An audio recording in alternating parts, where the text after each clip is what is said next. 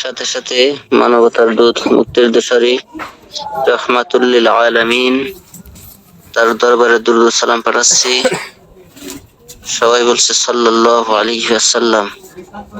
সম্মানিত হাজিরিন, আমাদের আজকের পড়া ছিল সম্ভবত আলিফ জাইদের উপরে 2টা লাইন পড়া ছিল, অর্থাৎ 18 নম্বর লাইটের 18 নম্বর পেজের প্রথম 2 লাইন। সেক্ষেত্রে লাইট নম্বর 34 এবং 35, যদি ভুল না করি এটাই হবে। কেউ কেউ একটু বলবেন এখানেই পড়া ছিল কিনা? জি, এটাই পড়া ছিল। তো 34 নম্বর লাইটের পড়া ছিল যে পড়ার সময় পড়তে হয় না, লেখার সময় লিখতে হয়। অতিরিক্ত এই আলিফটাকে আলিফ জাইদা বলা হয়। অর্থাৎ লেখার সময় লেখা যাবে কিন্তু পড়ার সময় পড়া যাবে না। সেই আলিফটার নাম অতিরিক্ত আলিফ বা আলিফ জাইদা। আর আলিফ জাইদা অতিরিক্ত আলিফটা বুঝবেন কিভাবে করে সেটা দেখেন, গোল চিহ্নের মাঝখানে কালো না, এটাই আলিফ জাইদা, টেনে পড়া যাবে না। গোল চিহ্নওয়ালা একটা আলিফ থাকবে, কোরআন শরীফের ভিতরে অনেক জায়গায় থাকবে, সেটাকে আমরা অতিরিক্ত আলিফ হিসাবে জেনে নিব।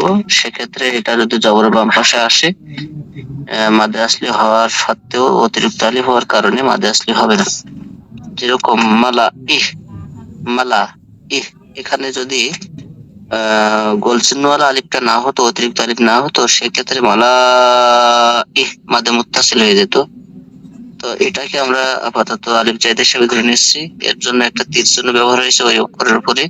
তীর চিহ্ন যেখানে বাংলায় নিয়ম দেখে পড়তে হবে সেখানে, অর্থাৎ তীর চিহ্নওয়ালা একটা ব্র্যাকেট থাকবে বা একটা বক্স থাকবে, সেখানে লেখা থাকবে এটা অতিরিক্ত আলিফ, টেনে পড়া যাবে না। মালা ইহ। তার পরবর্তী শব্দ ওয়ালা আনা আবিদ, যে আনা টানা মানা, আনা টানা যাবে না।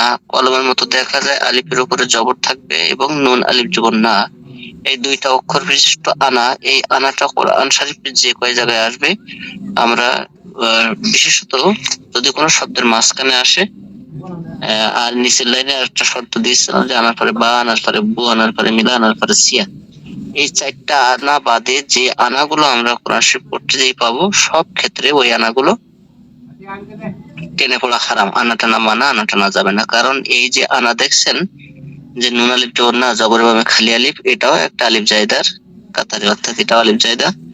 সুতরাং এটাও টানা টেনে পড়া যাবে না। তো রমজান আলী সাহেব এটাকে একটা ছন্দ আকারে বাহির করছেন, আনা টানা মানা, আনা টানা যাবে না। ওয়ালা আনা আবিদ, আনা এরকম যেন টান না হয়। ওয়ালা আনা আবিদ, দম ফেলে দালটা কলকল হয়ে যাচ্ছে। সামুদা, দা এরকম টান যেন না হয়, কারণ এই আলিফটা ও আসলি আলিফ না, অর্থাৎ অরিজিনাল আলিফ না, এটা হচ্ছে আলিফ জায়দা, অতিরিক্ত আলিফ। সেক্ষেত্রে এটা জবর আলিফ হওয়া সত্ত্বেও অতিরিক্ত আলিফ হওয়ার কারণে মাদ বাতিল হয়ে গেছে। সামুদা। পরের শব্দ র, এখানে সেই পড়া আলিফ জায়দা আসছে, গোলসেনের মাঝখানে কালো না, এটা আলিফ জায়দা, টেনে পড়া যাবে না।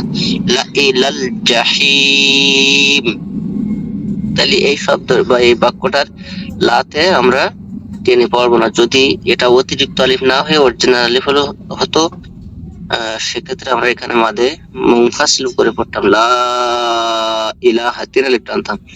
তো সেটা হবে না, এখানে 1 আলিফ টানও থাকছে না। লা ইলাল জাহিম। 35 নম্বর লাইনটি পড়া ছিল আনার পরে একটা বা জবর বা, আনার পরে একটা বা ও পেশ বু, আনার পরে একটা মিলা, আনার পরে একটা সিয়া। কোরআন শরীফের এই 4 শব্দে আনার পরে একটা বা পাবো, এই আনাটা আমরা 1 আলিফ করে টানবো। আনা বা আনাবু, আনা মিলা, আনা সিয়া যদি হয়, আনা বা আনাবু, আনা মিলা, আনা সিয়া যদি হয়। কোরআন শরীফের এই 4 শব্দে আনা টেনে পড়তে হয়। তাহলে আনা বা, আমরা দেখেন প্রথম যে লাইনটা পড়ছে 34 নম্বর লাইনের দ্বিতীয় শব্দে এখানে ওয়ালা আনা পেয়েছি, তবে এই আনার পরে বা নেই, বুও নেই, মিলাও নেই, সিয়াও নেই, সেক্ষেত্রে এই আনাটা টানা মানা, আনা টানা যাবে না, আনা টানা মানা।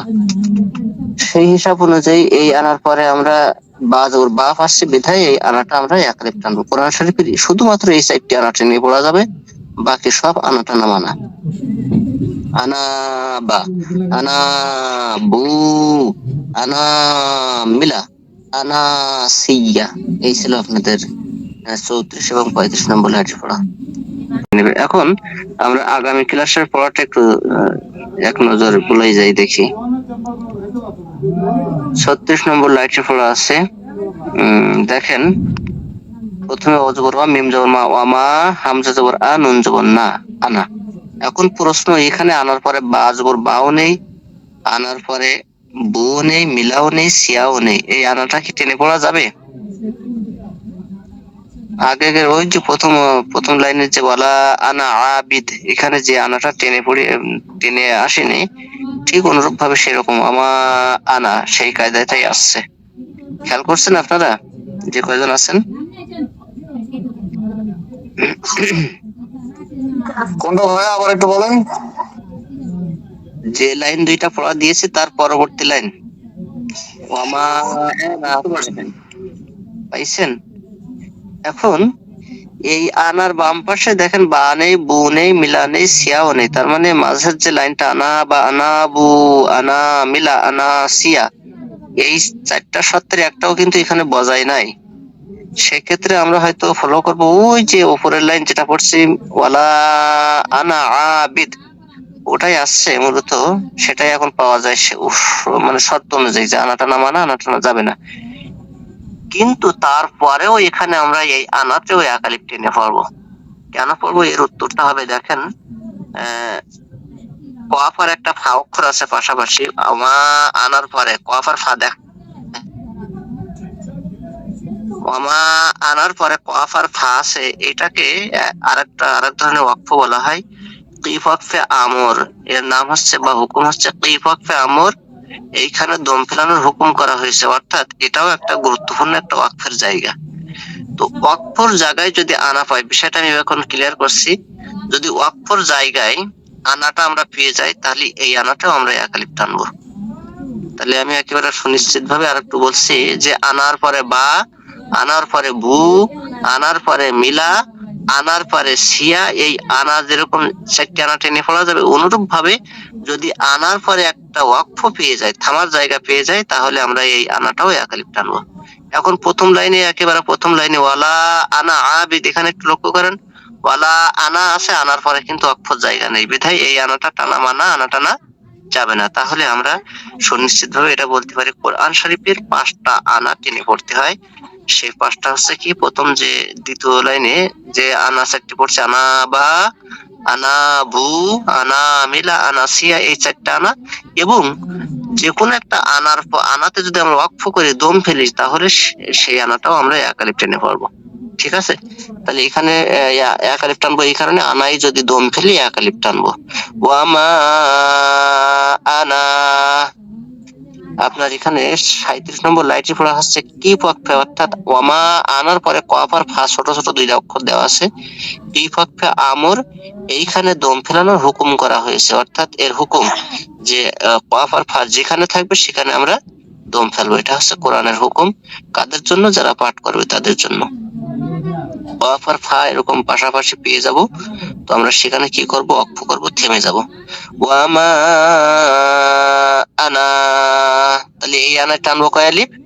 এক আলিফ দম ফেলিবার কারণে। যদি দম না ফেলতাম সেক্ষেত্রে আনা টানা মানা, আনা টানা যাবে না। পরের শব্দ লাকিন, এখানে আবার একটা জটিল প্রশ্ন এসে গেছে। আমরা প্রথম লাইনে মানে 18 নম্বর পেজের প্রথম লাইনে পড়ছি গোল চিহ্নের মাঝখানে কালো না, এটা আলিফ চাইতে টেনে পড়া যাবে না, যেরকম মালা ইহ। এখন এই যে মালা ইহ পড়ছি, এখানে গোল চিহ্ন আলা আলিফটা দেখেন শব্দের মাঝখানে আছে, আর এখন যে পড়াটা পড়ছি লাকিন না, এখানে যে আলিফ জায়দাটা আছে, অতিরিক্ত আলিফটা আছে, এই আলিফ জায়দাটা দেখেন একেবারে ওয়াকফর জায়গায় আছে। পার্থক্য হচ্ছে এতটুকু, যদি কোনো শব্দের মাঝে আলিফ জায়দা আসে সেটা টেনে পড়া যাবে না, কিন্তু যদি ওই আলিফ জায়দাটা আবার ওয়াকফর জায়গায় পেয়ে যায়, থামার জায়গায় পেয়ে যায়, সেক্ষেত্রে আমরা এক আলিফ টানবো। তাহলে আলিফ জায়দায় দম ফেলিলে এক আলিফ টানবো, আর যদি ওয়াকফ না থাকে সেক্ষেত্রে আমরা এটা আলিফ জায়দা টেনে পড়া যাবে না। এটাই সূত্রটা হচ্ছে এরকম, যদি ওয়াকফ না করে টানা যাবে না, যদি ওয়াকফ করে সেক্ষেত্রে এক আলিফ। লাকিন আলিফ জায়দায় দম ফেলিলে এক আলিফ টানতে হয়, আর যদি দম না ফেলি এটাই আলিফ জায়দা টেনে পড়া যাবে না। লাকিন পরের শব্দ র, এই রতে আমরা দম ফেলছি বিধায় আমরা এক আলিফ টানছি। এই একই শব্দ র প্রথম লাইনে দেখেন একেবারে লাস্টের দিকে, অর্থাৎ লাস্টের যে ইলাল জাহিম তার আগের শব্দ দেওয়া আছে র। এখানে আমরা কিন্তু টানি নাই। কেন টানি নাই? এখানে ওয়াকফ ছিল না, র। এখানে ফলো করছে কি, এটা আলিফ জায়দা টেনে পড়া যাবে না, কিন্তু একই শব্দ যখন আমরা ওয়াকফর কাছাকাছি নিয়ে আসছি সেক্ষেত্রে আমরা এই র এখানে এক আলিফ টানছি, কারণ ওয়াকফ করার কারণে। তাহলে একই শব্দ দম ফেলছি এক আলিফ, দম ফেলবো না, টেনে পড়া যাবে না। র। পরের শব্দ সালাসিলা, সিন জবর সা, সফিরা, লাম জবর লা, মাদে আসলি, সিন জাসি, আবার সফিরা, লাম জবর লা, জবরের বামে আলিফটা আছে অতিরিক্ত আলিফ, আর সেই অতিরিক্ত আলিফটা ওয়াকফর জায়গায় আসার কারণে এখানে আমরা এক আলিফ টানবো। আলিফ জায়গায় দম ফেলিলে কয় আলিফ টানতে হয়? এক আলিফ টানতে হয়। সালাসিলা। পরের শব্দ আ লাগবে র এর সাথে, আর র লাগবে, র জবর র, আর র। সু লাগবে ওর সাথে, সু। সিনসিবাতে সফের শেষ দেয় সফের, তিন পাতা যেখানে সু শীষ হবে সেখানে। সু ওর সাথে লেগে এক আলিফ, পেশের বামে ওয়াও সাকিন এক আলিফ মাদে আসলি, কালো তারকা যেখানে এক আলিফ টানতে হবে সেখানে। আর রসু লা, জবরের ভাবে যে আলিফটা আছে এটা অতিরিক্ত আলিফ, কিন্তু আছে কোথায়? ওয়াকফর জায়গায়। দেখেন প্রত্যেক আলিফ জায়গায় একটা তীর চিহ্ন দেওয়া থাকবে। এটা এমন একটা চিহ্ন, এ বক্সের ভিতরে আপনি সুনির্দিষ্ট একটা উত্তর পেয়ে যাবেন। এই আলিফ জায়গায় দম ফেলছি এক আলিফ টানবো, তো সেক্ষেত্রে এখানে তীর চিহ্ন দিয়ে বক্সে লেখা থাকবে যে আলিফ জায়গায় দম ফেলিলে এক আলিফ টানতে হয়। আর একেবারে প্রথম লাইনে 18 নম্বর পেজের প্রথম লাইনে যে তীর চিহ্ন পাবেন ওখানে বক্সে লেখা থাকবে এটা আলিফ জায়গা টেনে পড়া যাবে না। তার মানে তীর চিহ্ন আপনাকে কোথায় টেনে পড়া যাবে সেটাও বলে দেবে, আর কোথায় টেনে পড়া যাবে না সেটাও বোঝাই দেবে। তীর চিহ্নটা একটা গুরুত্বপূর্ণ একটা চিহ্ন বলা যায়।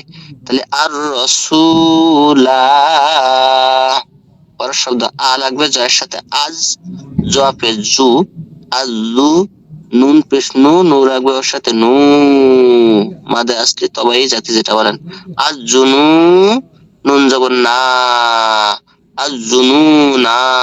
এটাও কিন্তু অতিরিক্ত আলিফ, কিন্তু থামার কারণে এখানে আমরা টানবো এক আলিফ। আলিফের জায়গায় দম ফেলিলে এক আলিফ টানতে হয়।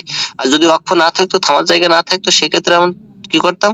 আজ জুনু না, তখন এটা আলিফ জায়গা টেনে পড়া যাবে না। তাহলে ওয়াকফ থাকা না থাকার দুইটা হুকুম, থাকবে তো এক আলিফ, থাকবে না টেনে পড়া যাবে না। আজ জুনু না।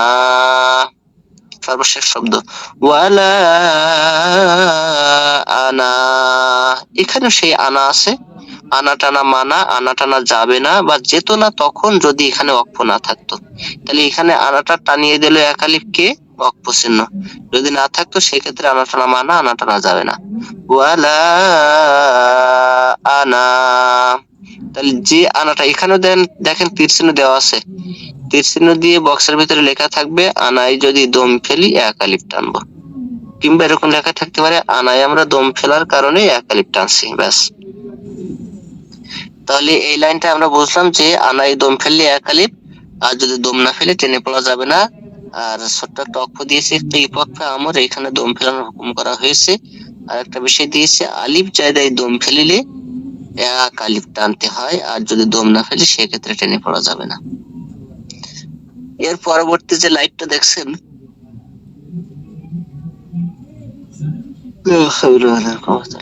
সরি, লাইট নাম্বার হচ্ছে 37। 8টি ব্যতিক্রম আলিফ জায়দা, ব্যতিক্রম আলিফ জায়দা। এখানে 8টা শব্দ দেওয়া আছে। গোটা কোরআনের ভিতরে এই 8টা আলিফ জায়দা এমন আলিফ জায়দা যে এ দম ফেললেও টানা যাবে না, না ফেললেও টেনে পড়া যাবে না।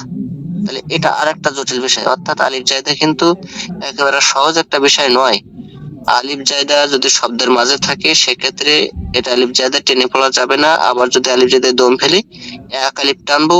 কিন্তু আবার কিছু কিছু ব্যতিক্রমে আলিফ জায়দা আছে যে আলিফ জায়দায় আমরা দম ফেললেও টানবো না, না ফেললেও টেনে পড়া যাবে না। তাহলে এইটাই হচ্ছে জটিল বিষয়। তাহলে সেই 8টা শব্দ কি, এখন আমাদের করণীয় কি? যে কখনো কখনো আলিফ জায়দায় দম ফেললে টান হবে, কখনো কখনো টান হবে না। আবার কিছু আলিফ জায়দা আছে যা দম ফেললেও টানা হবে না, না ফেললেও টানা হবে না। তাহলে আমাদের এখন যে বিষয়টা বুঝতেই পারছি সেটা হচ্ছে এই 8টা শব্দ আমাদেরকে মুখস্থ করতে হবে। যদি মুখস্থ রাখতে পারি তাহলে আমরা দম ফেললেও টানবো না, না ফেললেও টানবো না। আমাদের ওই মুখস্থের উপর নির্ভর করবে এই 8টা শব্দ যে টেনে পড়া যাবে না। যেরকম লাম জাল্লি তা যাবত তা, তা লাগবে তার সাথে তাত, লিতাত, লাম পেশ লু অজবর ওয়া, লিতাত লুয়া। এর আগের লাইনের শর্ত অনুযায়ী যে আলিফ জায়দায় দম ফেলছি ওয়াকফ আছে এক আলিফ টানবো, কিন্তু এই লিতাত লুয়া শব্দটা আমরা দম ফেলার কারণেও টেনে পড়বো না, কারণ এটা সেই আলিফ জায়দা না, এটা ব্যতিক্রমী 8টা আলিফ জায়দার একটা। তাহলে লিতাত লুয়া, ওয়া বলে টানা যাবে না ওয়াকফ থাকার কারণেও। লিতাত লুয়া, লিতাত লুয়া, লিতাত লুয়া। পরের শব্দটা লি ইয়াব, ইয়া লাগবে বায়ের সাথে ইয়াব, লিয়াব লু ওয়া, লিয়াব লু ওয়া। এই ওয়াও জবর ওয়ার পাশে এটাও একটা অতিরিক্ত আলিফ সালাম বা ওয়াকফ আছে, তারপরেও টানা যাচ্ছে না, কারণ সেই 8টা ব্যতিক্রমী আলিফ জায়দার আরো একটা। লিয়াব লুয়া, তাহলে প্রথমটা ছিল লিতাত লুয়া, দ্বিতীয়টা লিয়াব লুয়া, লিতাত লুয়া, লিয়াব লুয়া, লিতাত লুয়া, লিয়াব লুয়া। আপনারা একটু জিহ্বার জোরটা একটু মোটামুটি একটু কাটাই নেবেন যে লিতাত লুয়া, লিয়াব লুয়া। কারণ এই 8টা শব্দ কিন্তু মুখস্থ করতে হবে, এখানে মুখস্থ করার কথাই বলা হয়েছে। তো করির আফজাল আলী সাহেব এটা সরাসরি মুখস্থ করাই দিয়েছেন আমাদেরকে এখান থেকে। আমি বিশেষ করে আমার কথা বলছি, 2008 সালে তো সেই মুখস্থ করছে, সেটা এখনো সেভাবে মুখে আছে। যখনই কোরআন পড়তে যাই এই 8টা শব্দ যে কোনো একটা এতে এক জায়গায় পাওয়া যাবে না, গোটা কোরআনের ভিতরে 8 জায়গায় ছড়াই আছে এই 8টা শব্দ। তো যখনই এসে যায় তখনই বুঝে যে এই যে 8টা শব্দের আরো একটা এই শব্দ পেলাম, যেটা দম ফেললেও টানা যাবে না, না ফেললেও টানা যাবে না। তাহলে লিতাত লুয়া, লিআব লুয়া, লিতাত লুয়া, লিআব লুয়া। এটা সুর দিয়ে ভেবে পড়ি, লিতাত লুয়া, লিআব লুয়া, লিতাত লুয়া, লিআব লুয়া, লিতাত লুয়া, লিআব লুয়া। তাহলে 2টা শব্দ আমরা পড়লাম। পরের শব্দ আসে 3 নম্বর শব্দ লি, ইয়া লাগবে রয়ের সাথে ইয়ার, লিয়ার, বা পেশ বু, লিয়ার বু, ওয়াও জবর ওয়া, লিয়ার বুয়া, লিয়ার বুয়া। আপনারা এই 3টা শব্দের একেবারে শেষে শেষে লক্ষ্য করেন, প্রত্যেক শব্দের শেষে একটা ওয়াও জবর ওয়া আছে। লিতাত লু ওয়া, লিআব লু ওয়া, লিয়ার বু ওয়া। তাহলে প্রত্যেকটা শব্দের শেষে একটা ওয়াও জবর ওয়া আছে। তাহলে ছন্দটা মিলিয়ে পড়া অনেক সুবিধা হবে। এরকম হাট্টিমা টিম টিম, তারা মাঠে পড়ে ডিম, তাদের খাড়া দুটি শিং, তারা হাট্টিমা টিম টিম। ঠিক যেমন ভাবে আমরা আনা টানা মা না, আনা টানা যাবে না, কত সুন্দর ছন্দের মিল। এটা একবার মুখস্থ হলে আর ভুল হবে না। ঠিক তেমনি আমরা ওয়াও জবর ওয়া পেছনে রেখে ছন্দের মিল রেখে একটু সরে সরে পড়ে যাবো। লি তাতলুয়া, লি আবলুয়া, লিয়ারবুয়া, নাবলুয়া। 4 নম্বর শব্দ না লাগবে বায়ের সাথে নাব, অর্থাৎ বাটা কলকলা নাব, লাম পেশ লু, নাব লু, ওয়াও জবর ওয়া, নাব লুয়া, নাব লুয়া। কোনো মতেই কিন্তু টেনে পড়া যাবে না এই আলিফ জায়দা। লি তাতলুয়া লি আবলুয়া লি ইয়ারবুয়া নাবলুয়া লি তাতলুয়া লি আবলুয়া লি ইয়ারবুয়া নাবলুয়া। চারটি বললাম। 5 নম্বর শব্দ হামসা নুন জবর আং, অর্থাৎ 1 নম্বর নুন সাকিন আছে। নুন সাকিন কয় রকম মনে আছে? নুন সাকিন কয় প্রকার? 3 প্রকার। সেটা এভাবে মার্ক করবেন আপনারা বা এভাবে বোঝাবেন যে 1 নম্বর নুন এবং 2 নম্বর নুন। নুনের রূপ কয়টা? 2টা। যাদের মতো দেখা যায় উপরে 1 ফোঁটা, এটা হচ্ছে 1 নম্বর নুন। এর উপরে যদি সুকুন থাকে তাহলে এটা হবে আপনার গিয়া 1 নম্বর নুন সাকিন। 2 নম্বর নুনের রূপ কি ছিল? একটি আলের উপরে একটি ফোঁটা, তার নাম নুন। আর ওর উপরে যদি সুকুন থাকে তাহলে ওটা হবে 2 নম্বর নুন সাকিন। আর 3 নম্বর নুন সাকিন কাকে বলে? তানবিনী নুন সাকিন, অর্থাৎ 2 জবরের 1 জবর নুন সাকিন, 2 জেরের ভিতরে একটা জের নুন সাকিন, 2 পেশের 1 পেশ নুন সাকিন। তো এই 3 প্রকার নুন সাকিনের যে কোনো একটা আসবে। তো আমরা স্লোগানটা দিয়েছি কি, পড়া একটু পরে কই বামের অক্ষর দেখে লই। তো আ নুন সাকিনের বামে কোন অক্ষর আসছে? তা আসছে। তাটা কিসের হরফ? তাটা হচ্ছে গিয়ে ইকফার হরফ। তাহলে আন্না হয়ে আং, পড়া একটু পরে কই বামের অক্ষর দেখলে। স্লোগানটা কখন ব্যবহার করবেন? নুন সাকিন এলেই। যে কোনো নুন সাকিন আসতে পারে। 3 প্রকার নুন সাকিনের যে কোনো একটা আসবে। তো আমরা পড়াটা বন্ধ করে আগে বাম পাশের অক্ষর কোন খাতের অক্ষর, যে ইকলাবের নাকি ইদগমের নাকি ইজহারের নাকি ইকফার, যে কোনো একটা খাতে যাবে সেটা আমরা হিসাব করে তারপর আবার সেখান থেকে হিসাবের পরে পড়া শুরু করব। তাহলে আন না হয়ে কি হবে? আং। বাংলা একটা অনেক সার, কারণ এখানে ইকফা। ইকফা মানে গোপন করা, আর গোপন বলতে দন্তান্ন না হয়ে একটা অনেক সার হবে। হওয়ার কথা ছিল আন তাবুয়া, তা না হয়ে আং তাবুয়া। আং, তা জবর তা, বা পেশ বু, তাবু ওয়াও জবর ওয়া।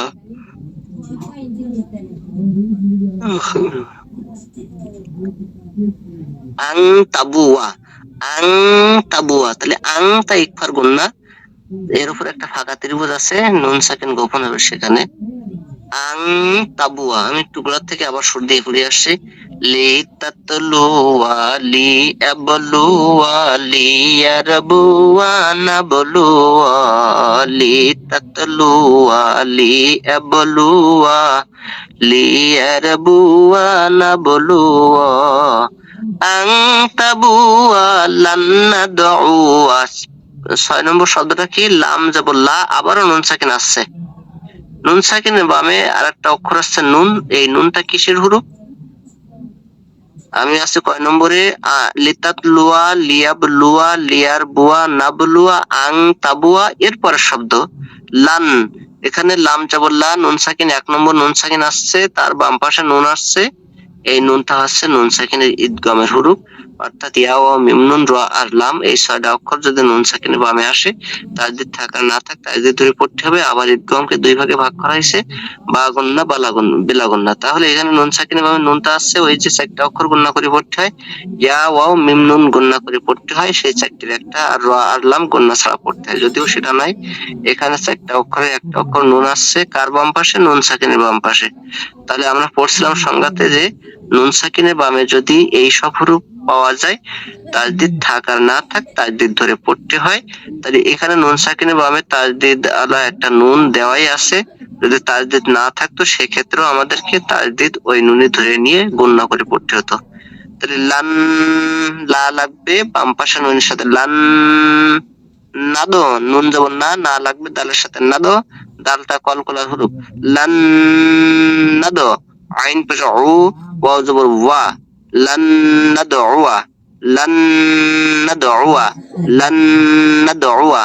এর আগেরটা ছিল আং তাবুয়া লান নাদউয়া, আং তাবুয়া লান নাদউয়া। সুরটা হবে আং তাবুয়া লান নাদউয়া, আং তাবুয়া লান নাদউয়া। শুরু দেখে যাচ্ছে লি তাতলুয়া লি আবলুয়া লি ইয়ারবুয়া নাবলুয়া। 2 বার লি তাতলুয়া লি আবলুয়া লি ইয়ারবুয়া নাবলুয়া আং তাবুয়া লান নাদউয়া। সামুদা কওয়ারির। সামুদা, সামুদা এই শব্দটা আমরা আগে একবার পড়ছি। কোথায় পড়ছি? ওই দেখেন প্রথম লাইনে, 18 নম্বর পেজের প্রথম অর্থাৎ 34 নম্বর লাইনটি, মালা ইহ ওয়ালা আনা আবিদ, এর পরের শব্দ ছিল সামুদা। গোলসেনের মাঝখানে কালো নাই, এটা আলিফ জায়দা টেনে পড়া যাবে না, সেই শব্দটা আবার এখানে নিয়ে আসছে। তাহলে 8টা শব্দের ভিতরে কিন্তু ওটাও একটা, যে যখনই কোরআনের ভিতরে একটা শব্দ ওইটা আসবে তখন আমরা টেনে পড়বো না। তাহলে সামুদা তাড়াতাড়ি, ওয়ারির এই শব্দটা আমরা এই দিয়ে 3বার পড়ছি। একেবারে ওই যে প্রথম লাইনে সামুদার পরে কওয়ারির, এখানে টান হয় নাই, আসলে মূলতই এটাই, এই 8টা শব্দের ভিতরে ওটাই ছিল। আবার বোঝানো হয়েছে ওইটা দিয়ে যদি দম ফেলি সেক্ষেত্রে একালিফ টানবো, কিন্তু আদৌ হবে না, কারণ এ কিন্তু সেই 8টা শব্দের একটা শব্দ। ওখানে আপনার নিয়ম দেখানোর জন্য ওইটা দিয়েছিল, যদিও ওটা কিন্তু দম ফেললেও টান হবে না। তাহলে সামুদা কওয়ারি র। হ্যাঁ, আমি আবার টুকরার থেকে সুর দিয়ে পড়ে আসছি।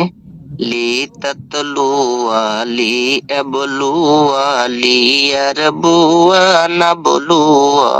তাহলে একদম আমরা 4টি পড়ছি। লি তাতলুয়া লি এবলুয়া লিয়ারবুয়া নাবলুয়া আং তাবুয়া লান নাদউয়া সামুদা কওয়ারির। এই 8টা শব্দ পড়ার পরে এখন আমরা বলবো কোরআন শরীফের এই 8 শব্দ ভুলে যাওয়া যাবে না। কোরআন শরীফের এই 8 শব্দ ভুলে যাওয়া যাবে না। দম ফেলি আর নাইবা ফেলি টেনে পড়া যাবে না। দম ফেলি আর নাইবা ফেলি টেনে পড়া যাবে না। কোরআন শরীফের এই 8 শব্দ ভুলে যাওয়া যাবে না, ভুলে যাওয়া যাবে না। এজন্য তো মুখস্থ করতে হবে যে ভুলে যাওয়া যাবে না, দম ফেলি আর নাইবা ফেলি টেনে পড়া যাবে না। তাহলে এক আলিফ চাইদা দিয়ে কিন্তু একটু ঘুরপেশ আছে, 3টা 4টা কায়দা আছে এর।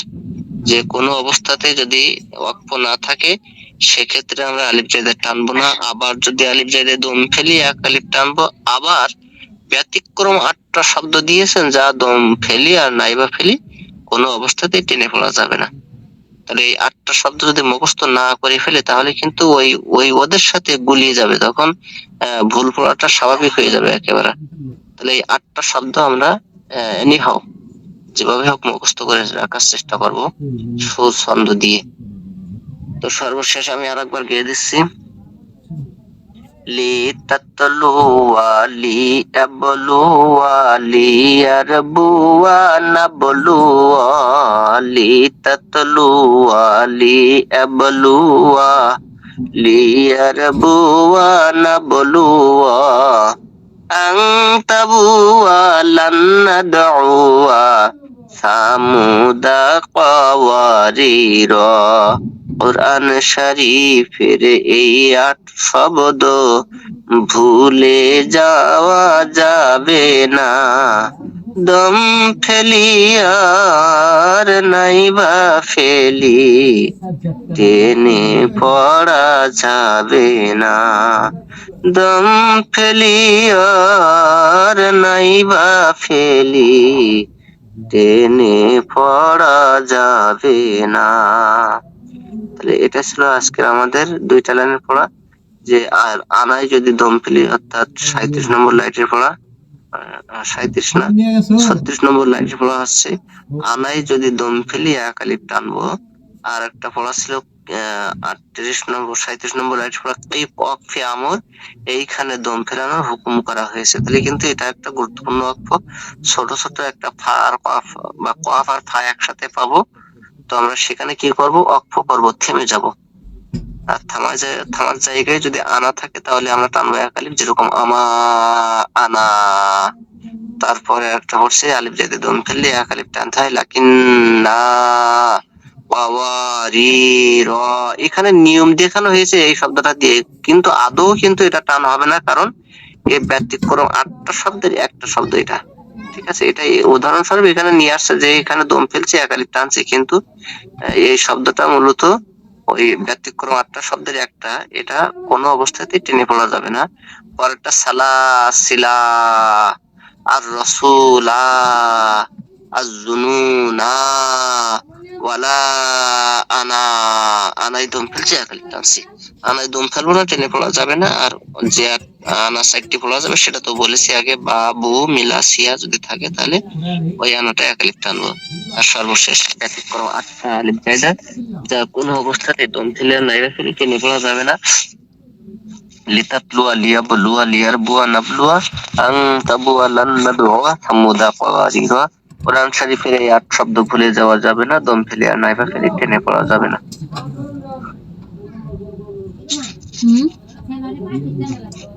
না না এই ছিল আপাতত আপনাদের আগামী ক্লাসের একটা না রূপরেখা, একটা ধারণা দিয়েছি।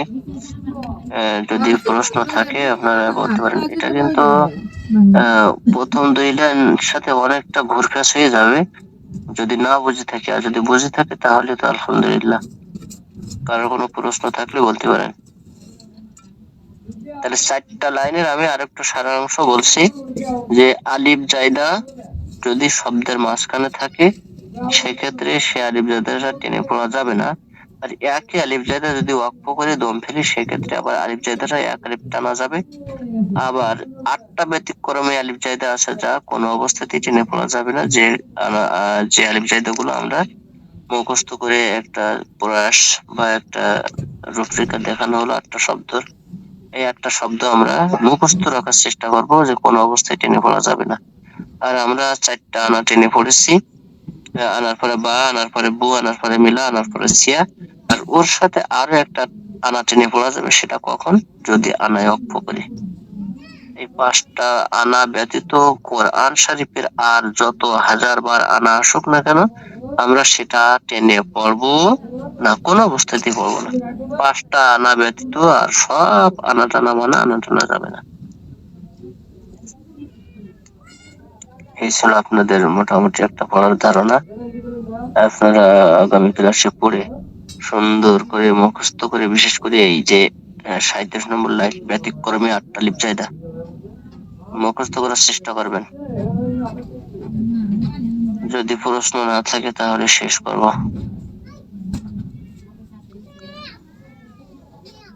কারো কোনো প্রশ্ন?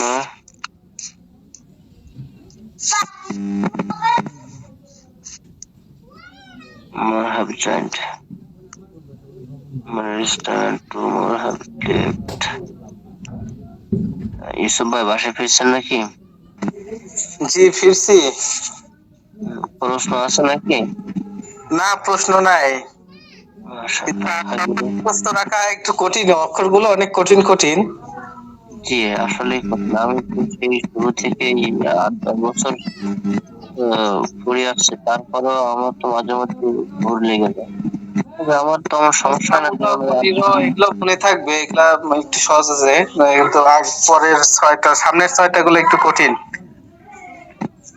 তবে এটা যেহেতু আজকে নতুন আসছে, তো একবার এটা সব কি বলবেন, আসলে এটা আবার সবসময় ওই ওয়াকফর শেষেই আছে কোরআন শরীফে, নাকি শুরুতেই আছে? আর একবার বলবেন প্লিজ। এই যে 8টা অক্ষর আমরা শিখলাম, ব্যতিক্রমী 8টা অক্ষর। এই ব্যতিক্রমী 8টা অক্ষর কি সবসময় কোরআন শরীফের অক্ষর সময় আছে নাকি মাঝখানে আছে? না এখানে দেখেন দেওয়াই আছে, বুঝছেন, বেশিরভাগ জায়গায় অক্ষর জায়গায় আছে, তারপরে চিনি পাওয়া যাচ্ছে না। এই যে লেতাত লোয়া দেখেন অক্ষর দেওয়া আছে, হুবহু এগুলো থাকবে কিন্তু চিনে পাওয়া যাবে না। শুধু এটা মুখস্থ করলে আমরা মনে হয় আর বাকি ওই 2টা নিয়ম ফলো করব। যদি দম না ফেলি আর এক জায়গায় টেনে টানা যাবে না, আর দম ফেললে একালে। আর এই 8টা শব্দ মুখস্থ রাখলে কোনো অবস্থায় টেনে টানা যাবেই না। একটা শব্দ মুখস্থ করলে ওই দুটো সূত্র আপনাদের ইজি হয়ে যাবে, যে আলিফ চাইলে দম ফেলবো না, টেনে পড়া যাবে না, আর আলিফ চাইলে দম ফেললে একালে। আর এই 8টা তো কোনো অবস্থাতেই না, দম ফেললেও টানবো না, না ফেললেও টানবো না। তাহলে এই মুখস্থটা নিয়ে বেশি সমস্যা। যদি মুখস্থ করতে পারে তাহলে ওই 2টা সূত্র আমরা তাড়াতাড়ি ধরতে পারবো। হয়ে যাবে ইনশাআল্লাহ, চেষ্টা করলে মানুষ কত কিছু পারে। এটা তো 8টা হ্যাঁ এটাই। আপনি দুই একবার দেখেন তাহলে ওই দেখবেন লিতাত লোয়া লিয়াব লোয়া আছে। আমি আরেকটু করে সুন্দর করে দেখাচ্ছি, দেখেন লিতাত লোয়া এই শব্দের ভিতরে প্রথম শব্দটার ভিতরে কলকলা নেই, দ্বিতীয় শব্দটার ভিতরে লিয়াবো লোয়া একটা কলকলা আছে, লিয়াবো লোয়া। 3 নম্বর শব্দে আবার কলকলা নেই, লিয়ার বোয়া। 4 নম্বর শব্দে আবার নাবো লোয়া কলকলা আছে। এই 4 নম্বর শব্দেও কলকলার অক্ষর বা, 2 নম্বর শব্দেও কলকলার অক্ষর বা আছে। তাহলে একটা প্রথমটা কলকলা না, দ্বিতীয়টা কলকলা, তৃতীয়টা কলকলা না, চতুর্থটা কলকলা, আর পঞ্চমটা হচ্ছে ইফা, ষষ্ঠটা একটা মাদে, সরি মাদে বলছি, একটা ঈদগমের গুণা আছে, আর সর্বশেষ সামুদা পয়সা তো আমাদের সামুদা করেরা প্রথম লাইনে দেওয়া আছে। এটাত লুয়া লিয়াব লুয়া লিয়ার বুয়া নাবলুয়া আনতা বুয়া লান্না দোয়া সামুদা কওয়ারিরা। ওয়ারির আমাদের সাহেব মোটামুটি সাজিয়ে দিয়েছে, যদিও কোরআনের এখান থেকে বানতে হয়নি, যেগুলো ছন্দ মিল হচ্ছে তা মুখস্থ হয় সেভাবে সাজানো আছে।